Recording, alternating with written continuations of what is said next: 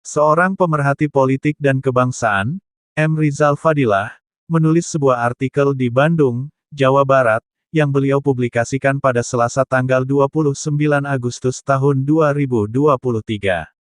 Isi artikel tersebut adalah sebagai berikut. Kubu PDIP goncang menjelang akhir tahun 2023 menuju 2024. Kegoncangan diawali bergabungnya PAN dan Golkar ke kubu Prabowo.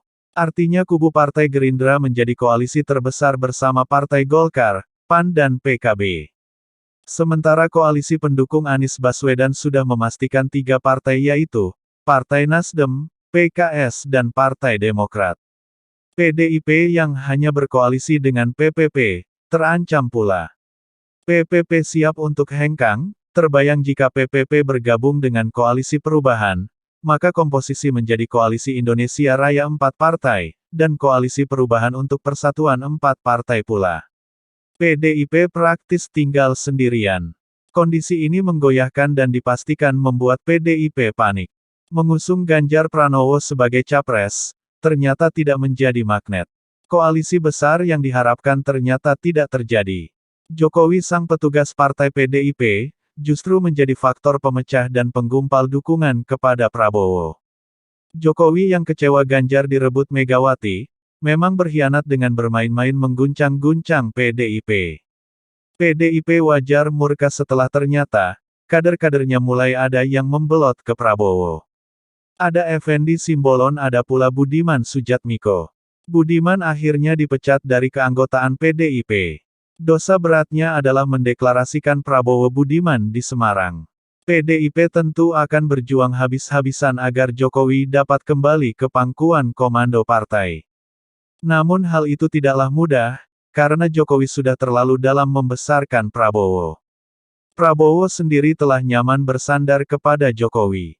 Apa yang terjadi jika kemudian ia ditinggalkan dan merasa dikhianati? Murka PDIP adalah pilihan partai yang sedang berada di persimpangan jalan. Seperti Jokowi, yang di simpang jalan harus memilih antara Prabowo dan Ganjar. Prabowo masih menggantung dan dalam posisi harap-harap cemas. Jika ditinggal oleh Jokowi, maka peluang menjabat sebagai presiden menjadi lepas. Prabowo tanpa Jokowi, bagaikan pohon tanpa akar.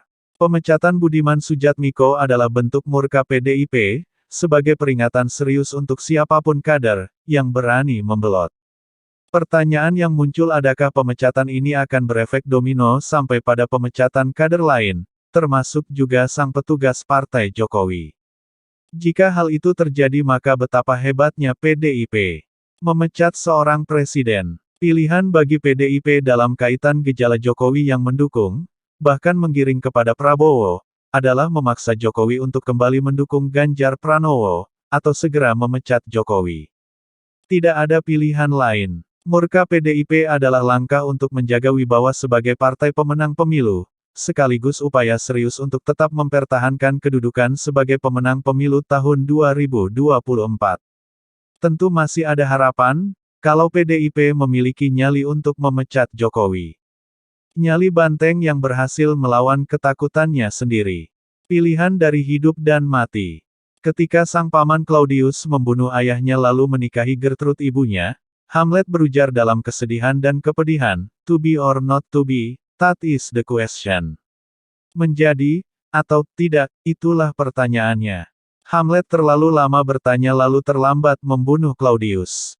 Dan Hamlet pun mati. Sekianlah tulisan M. Rizal Fadilah. Tapi jangan lupakan, dan tetaplah ingat kepada 6 pemuda beriman, pengawal ulama, yang tidak salah apa-apa, diculik, lalu disiksa dengan sadis dan kejam, kemudian dibantai tanpa belas kasihan, oleh segerombolan setan. Kasus ini dikenal sebagai kasus KM50, yaitu, tragedi kemanusiaan paling biadab yang pernah terjadi di Indonesia. Senin tanggal 7 Desember tahun 2020 yang lalu. Allahu Akbar. Allahu Akbar, Allahu Akbar, Allahu Akbar, Allahu Akbar, Allahu Akbar, Allahu Akbar, Allahu Akbar.